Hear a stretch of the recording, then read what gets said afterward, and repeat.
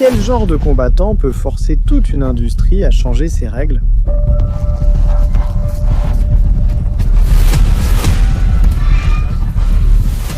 Il n'était pas seulement un champion, il était une force de la nature. À chaque coup de poing, chaque coup de pied et chaque mouvement, il a laissé une marque indélébile sur ses adversaires et sur l'histoire du Muay Thai. Il continue à travailler et en un instant, il frappe. Voici l'homme dont les knockouts étaient si brutaux, si dévastateurs, qu'ils ont littéralement réécrit les règles du jeu.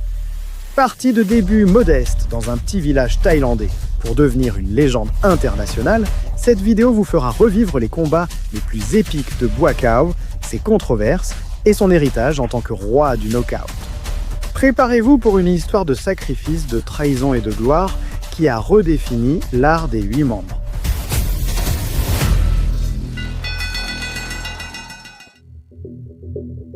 Buakaw est né sous le nom de Sombat Banchamek à Suriname, en Thaïlande, en 1982.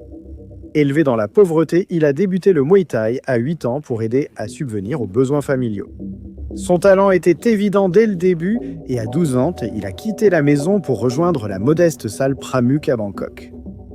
Là-bas, il a adopté le nom de Buakaw, qui signifie lotus blanc, un symbole de pureté et de résilience.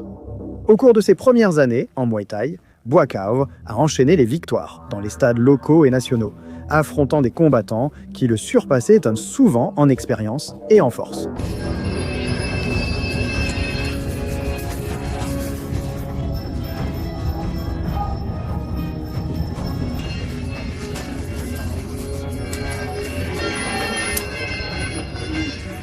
Mais sa véritable percée est survenue lorsqu'il a décidé de concourir sur la scène internationale. En 2004, Buakaw a fait ses débuts au K1 World Max, affrontant les meilleurs kickboxers du monde. Ce tournoi représentait un défi unique. Les règles limitaient l'utilisation du corps à corps et des coudes, deux des armes les plus puissantes du Muay Thai. Mais Buakaw était déterminé à prouver que son style pouvait s'adapter et dominer. Jordan Tai, un kickboxer néo-zélandais connu pour son agressivité et sa ténacité, était le premier adversaire de Buakaw au K1 World Max. Tai est entré dans le combat avec la réputation d'être un bagarreur coriace, capable d'encaisser les coups et de répondre par de puissantes contre-attaques. Dès le tout premier round, Buakaw a imposé le rythme.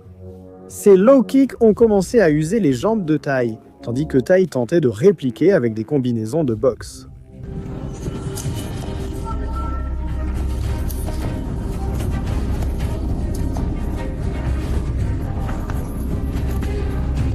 Mais chaque tentative était neutralisée par la défense impeccable de Buakaw et ses contre-attaques.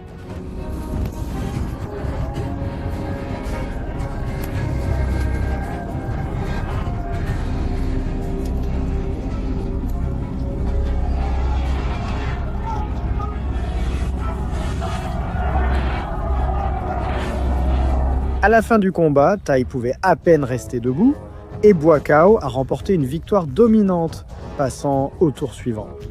Au tour suivant, Buakaw a affronté le légendaire Australien John Wayne Parr, un combattant avec une carrière impressionnante en kickboxing et en Muay Thai.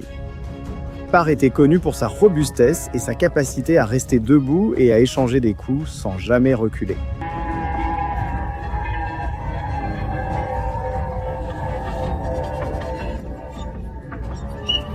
Le combat est devenu une bataille technique.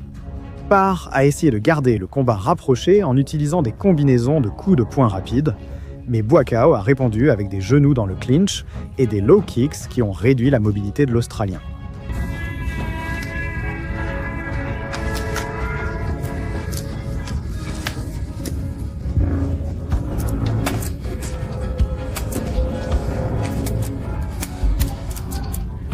Dans le dernier round, Buakaw a placé une combinaison dévastatrice qui a scellé sa victoire et l'a mené en finale.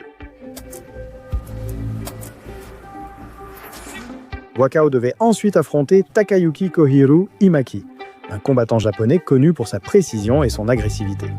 Kohiru Imaki était l'un des favoris locaux avec un style explosif combinant de puissants high kicks et des enchaînements rapides.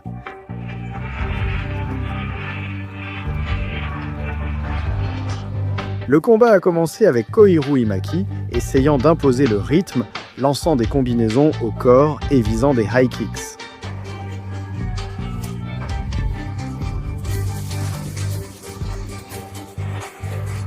Mais Buakaw a répondu avec son jeu de jambes caractéristique et ses low kicks, usant progressivement son adversaire.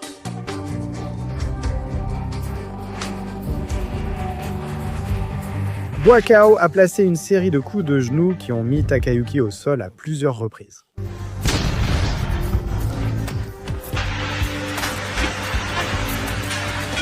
Finalement, Buakaw a mis Takayuki définitivement au tapis, scellant la victoire et envoyant un message clair en avançant vers le prochain tour. Il était prêt à affronter les meilleurs.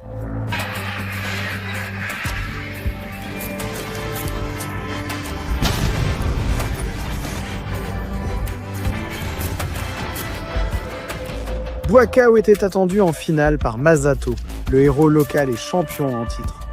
Masato était connu pour sa rapidité, sa précision et son esprit de guerrier.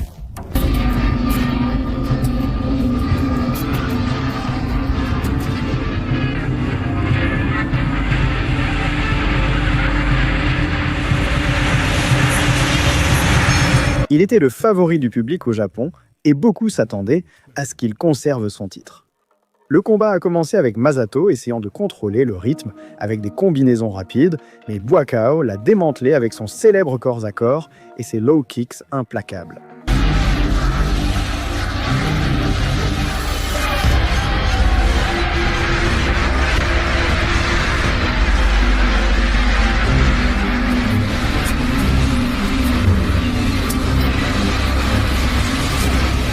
Chaque coup semblait porter le poids de plusieurs années de sacrifice et d'entraînement. Masato a essayé de s'adapter, mais Buakaw avait toujours une réponse.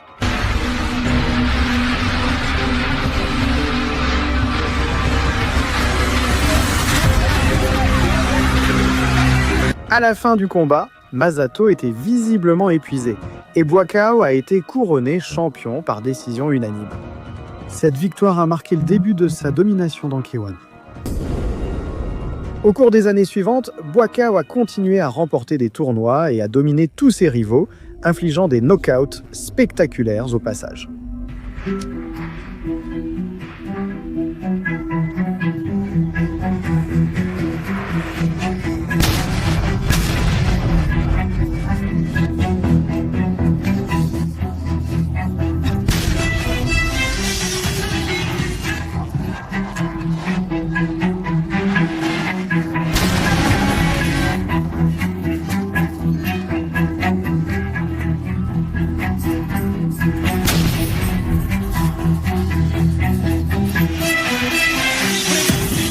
Le style de Buakaw dans K1 était dévastateur, et l'une de ses armes les plus redoutables était le clinch.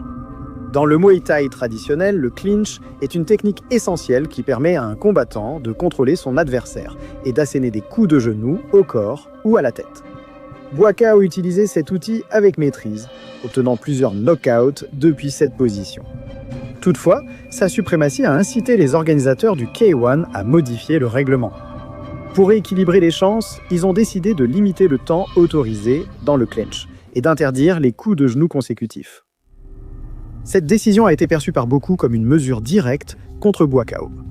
Pourtant, même avec ces restrictions, il a continué à démontrer sa supériorité, s'adaptant aux nouvelles règles et restant au sommet. En 2012, Buakaw a affronté l'un des moments les plus difficiles de sa carrière. Après des années à représenter le modeste Pramac Gym, il a découvert qu'il prenait 95% de ses gains. Buakaw combattait sur les plus grandes scènes du monde, générant des millions de dollars, mais il ne voyait qu'une infime partie de cet argent. Le conflit a atteint son point de rupture lorsque Buakaw a décidé de quitter la salle, affrontant une bataille juridique et le risque d'être suspendu de la compétition. Cependant, sa détermination l'a poussé à fonder sa propre salle, le Banchamek Gym, marquant un nouveau chapitre dans sa carrière. Lors de la finale du K1 World Max 2014, Buakaw a affronté Enrico Kehl, un jeune combattant allemand connu pour son agressivité et sa résilience. Kehl avait surpris beaucoup de monde en atteignant la finale, affichant un style dynamique qui combinait vitesse et précision. Dès le début, Buakaw a dominé le combat, utilisant des low kicks et des combinaisons rapides pour contrôler le rythme.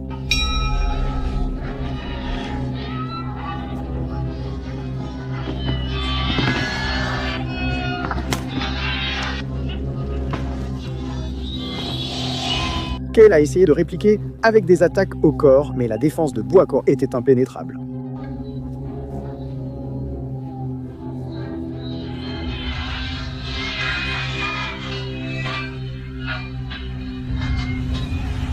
Néanmoins, une controverse a terni la fin du combat.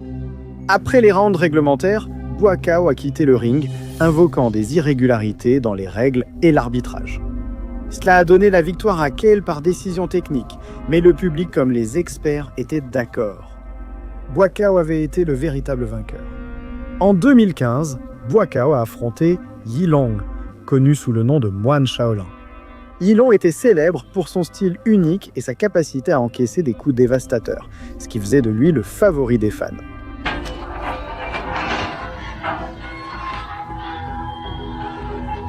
Le combat était un spectacle de résilience et de technique. Yilong a essayé d'impressionner la foule avec son style peu orthodoxe.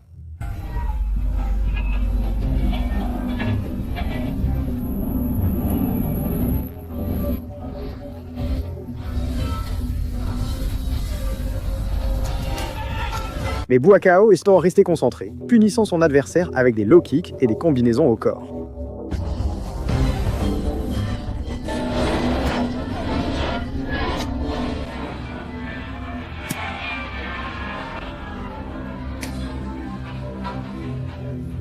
Malgré les efforts de Yilong, Buakaw a remporté la victoire par décision unanime, prouvant que la technique et la discipline triomphent toujours du spectacle. En 2017, Buakaw a affronté Marwan Toutou lors du prestigieux tournoi Kunlun Fight. Toutou, un jeune combattant maroco-néerlandais, était connu pour son style agressif et ses enchaînements de coups de poing rapides. Avec un palmarès impressionnant, Toutou est entré dans le combat déterminé à prouver qu'il pouvait battre une légende comme Buakaw. Le premier round a été une bataille tactique. Toutou a tenté d'imposer son rythme avec des attaques rapides et une pression constante, mais Buakaw, faisant preuve de son expérience, a utilisé son jeu de jambes pour garder la distance et a répondu avec des low kicks qui ont commencé à user les jambes de son adversaire.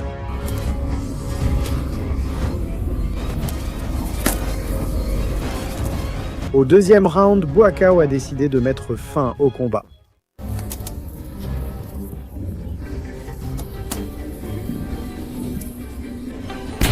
Il a placé un crochet gauche précis au menton qui a laissé le combattant maroco-néerlandais complètement inconscient.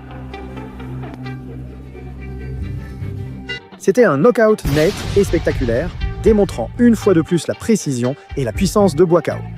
Cette victoire a réaffirmé qu'après tant d'années dans le sport, Buakaw restait une force inarrêtable dans le monde du kickboxing et du mondo, capable de terminer des combats contre n'importe quelle génération d'adversaires en un seul coup.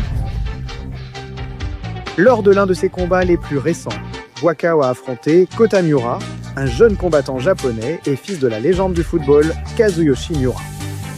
Bien que Kota soit un novice comparé à Buakaw, il est entré dans le combat avec de grandes attentes en raison de son talent émergent.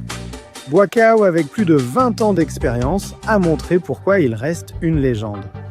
Dès le début, il a contrôlé le rythme grâce à son jeu de jambes caractéristique et à ses combinaisons précises.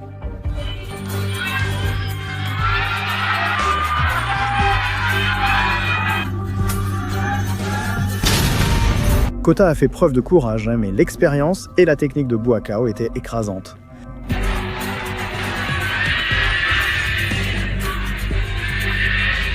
Le combat s'est soldé par une victoire par arrêt technique.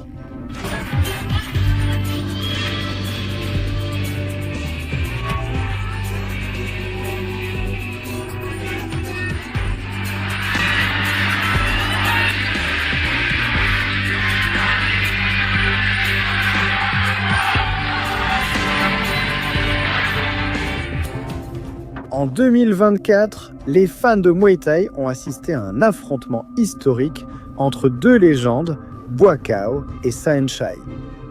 Ce combat, organisé comme une exhibition, a réuni deux des plus grands noms du sport. Saenchai, connu pour sa créativité et son style peu conventionnel, était un adversaire digne de Buakaw.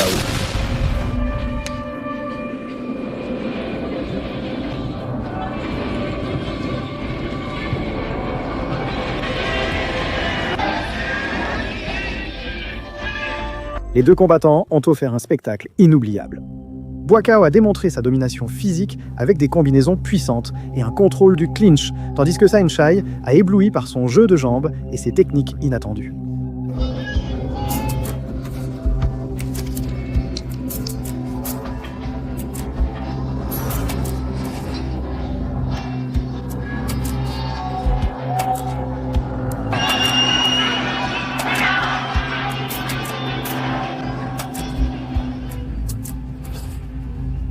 C'était un rappel de pourquoi les deux sont considérés comme des icônes du Muay Thai.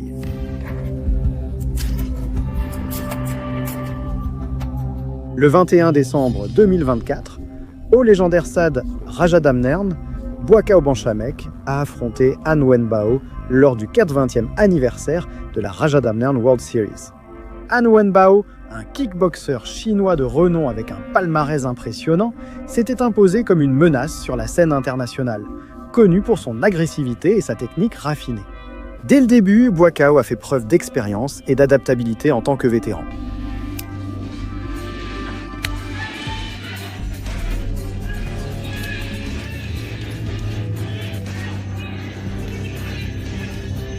Grâce à son expérience, il a neutralisé l'offensive de Han Wenbao avec des mouvements défensifs précis et des contre-attaques efficaces.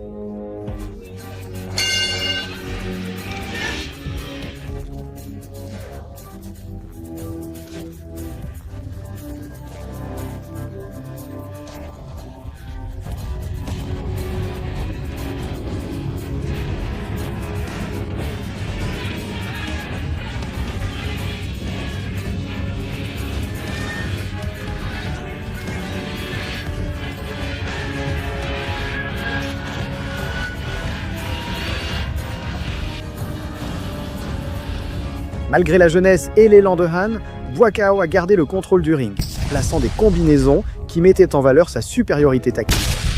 Après 3 rounds intenses, Buakaw est sorti vainqueur par décision unanime, réaffirmant son statut de légende vivante du Muay Thai, prouvant que même face à la nouvelle génération de combattants, sa domination reste inébranlable.